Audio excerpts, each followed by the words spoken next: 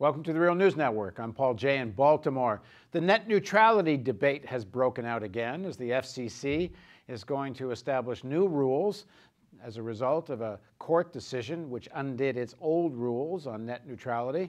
There is some fear in the activist community, media reform community. These new rules will now, in fact, eliminate what is known as net neutrality. That is, everyone gets the same service, the same speed from their internet provider, and big companies don't get any faster or more privileged service than anyone else, and that there's no ability of internet providers to discriminate against any kind of content.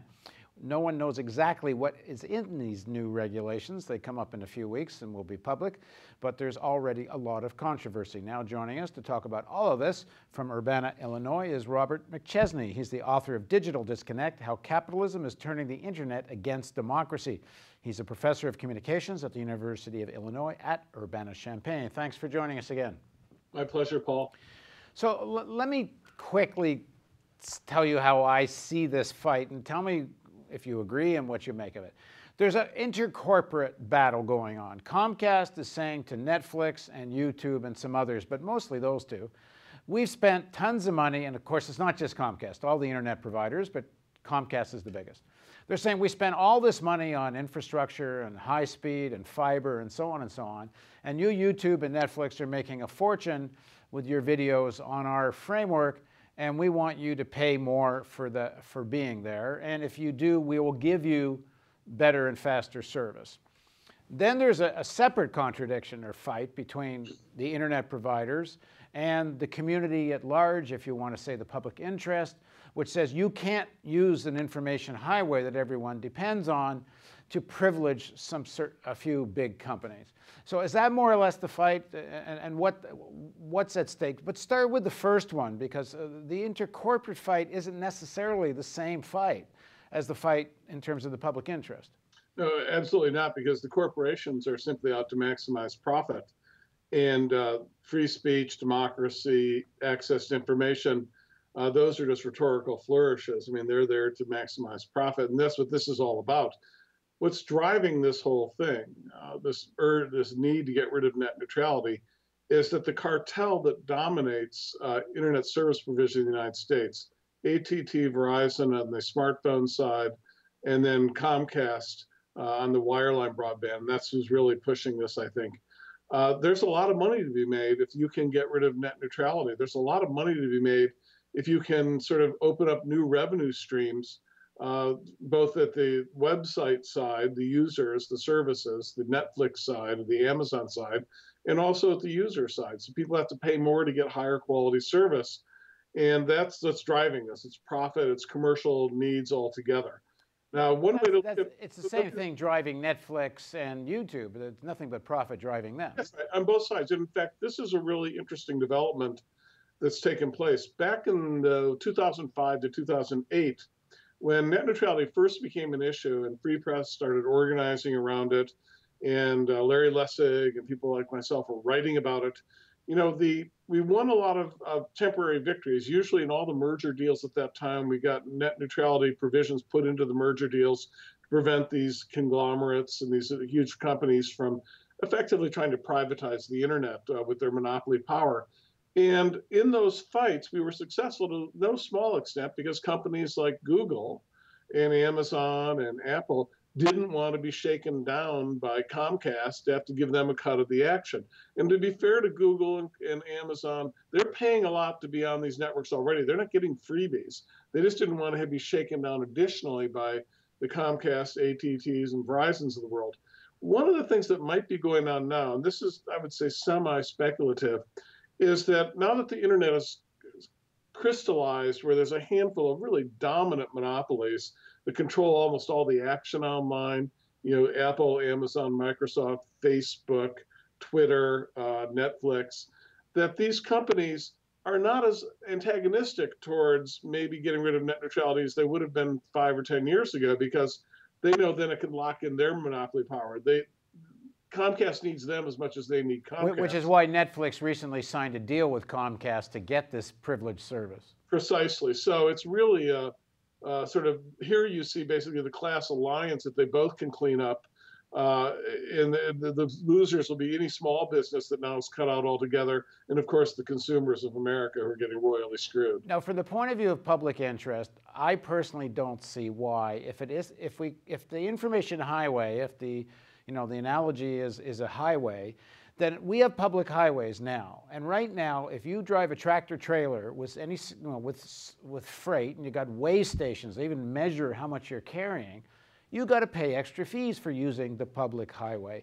Now, you don't get your own lane, you don't get to go faster, but on highways, we get to say, well, you're using them more than just a normal either small business or person just driving, and you'll have to pay more. Now, if Comcast says that to Netflix, in other words, they don't get to go faster, but they do have to pay more because they're using so much more of the bandwidth, why do we care?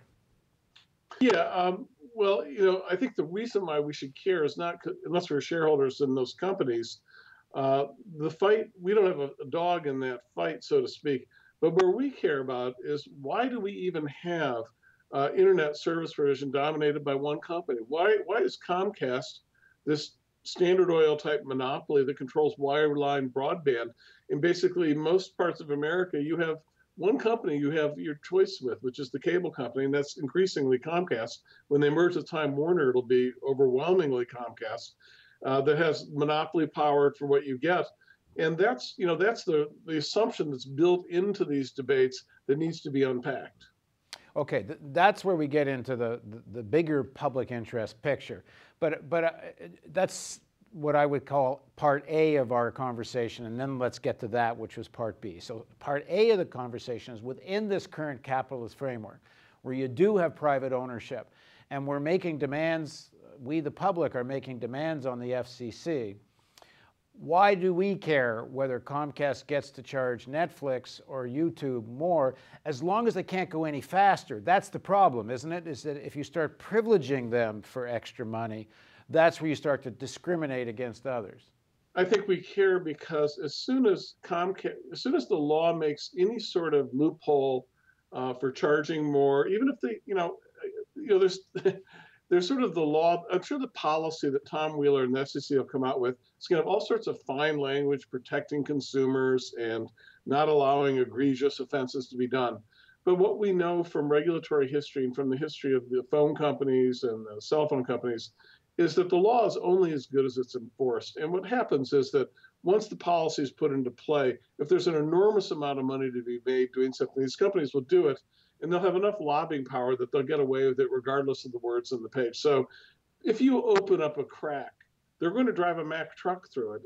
And we all know that. They know that, which is why they're perfectly happy to allow fine words to be written on a page prohibiting this or that. They know they can get away with murder once they get the change. Right, and also once you change the FCC. So if you've already created essentially a two-tier, then someday you'll have that second-tier privilege, whatever they say now.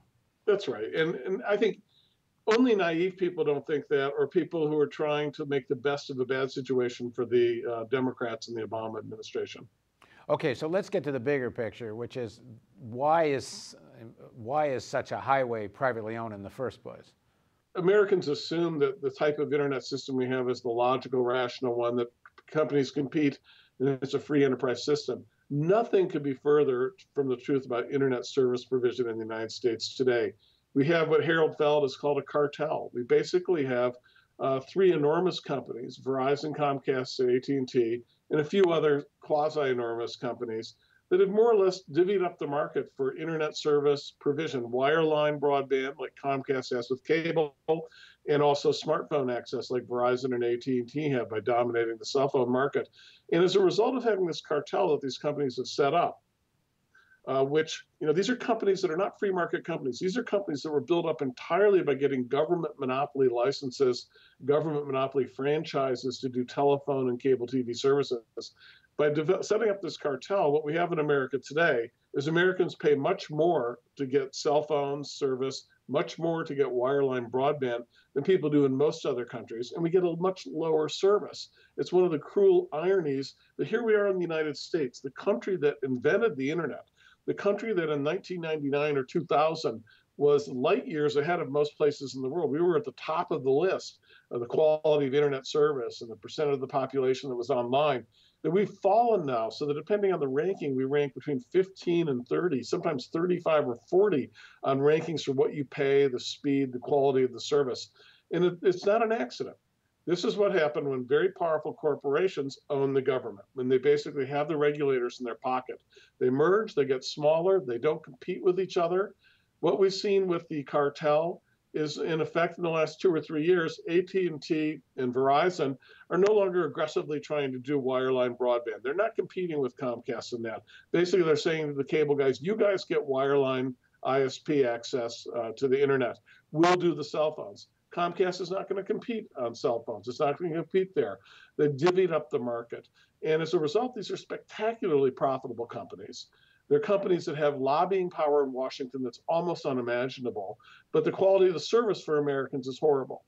And as a result of having this sort of lobby, you see the issue of net neutrality come up. This is something that wouldn't even be considered an issue in the 1990s. We took it for granted that we would have everyone would have access to the internet equally, that it wouldn't be privatized. But now that you've got these few companies that dominate it, they're looking around for ways to make more ways to make money. Now, didn't the Obama admit, when Obama ran for originally, and I think even when he re-ran, didn't he promise to support net neutrality? We're not seeing that. He absolutely did. In fact, one of the great stories of the Obama administration or the Obama campaign in 2008 is that, everyone knows that one of the ways that Barack Obama distinguished himself from Hillary Clinton in the Democratic primaries in 2007 and 2008 was that he'd given a speech that was against the invasion of Iraq a few months before the invasion, whereas Hillary Clinton had voted for the invasion of Iraq as a senator from New York. And Obama used this skillfully, brilliantly, in fact, to get much of the liberal and progressive and anti-war sentiment in the voting base of the Democratic Party, which was significant, to see him as the more rational, better choice. Well, at the same time, the second issue that I think Obama really seized smartly was the internet. He was much more advanced on internet policy than Hillary Clinton was and the other candidates in 2007. He was using it, and he went out of his way to say he would take a backseat to no one when it came to protecting network neutrality on the internet. Net neutrality, he said, was going to be his cause. He's mentioned it numerous times in speeches. He had an ideal policy. His policy basically could have been written by free press. It was so strong. So he ran on that, and the tech community, I think, rallied to support him on those grounds. That here's a guy who gets it. Here's a guy who's not going to be bullied around by AT&T, Verizon, and Comcast. Unfortunately, though, when candidate Obama became President Obama, he got in the back seat. He might have gotten even in the trunk. Suddenly, his concern with network neutrality pretty much disappeared, except as a rhetorical flourish. And there was a real easy way to measure this. And this is the great story about network neutrality. The FCC has it within its power to implement full throttle network neutrality. And it could do it right now, instantly, legally, by what the Supreme Court and the federal courts have said. What happened is this. In 2002, the Bush FCC, the George W. Bush FCC, with a majority of Republicans, voted along party lines to convert broadband ISP from what's called a telecommunications service to what's called an information service. And this was absolutely foundational to where we are today, because prior to that switch, internet access was considered a telecommunications service like having cable TV, or like, better yet, a telephone service. And that meant that the government had a right to regulate it in the public interest to guarantee everyone had access to it. And everyone agrees that if broadband ISP service was regarded as a telecommunications service, like it had been, then the government could easily implement constitutionally network neutrality. There'd be no debate about it whatsoever. But by switching it to an information service, that means that it's no longer regulated like it says a serious public interest. It's more like a private business. And that's created all the problems. Now when the FCC tries to do a net neutrality policy like it did a couple of years ago, the courts say you're violating the constitutional rights to regulate an information service that you can't regulate it like a telecommunications service.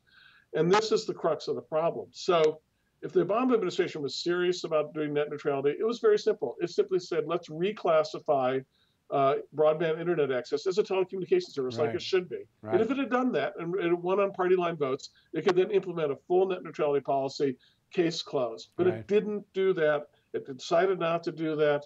And I think the reason is that it didn't really want to tangle with the cartel. It didn't really want to get in the ring with AT&T, Verizon, and Comcast. Okay, in a few weeks, we're going to know exactly what the new FCC policy is, and we'll come back to you then. Okay, great. Thank you, Paul. All right, thanks very much for joining us, Bob, and thank you for joining us on the Real News Network.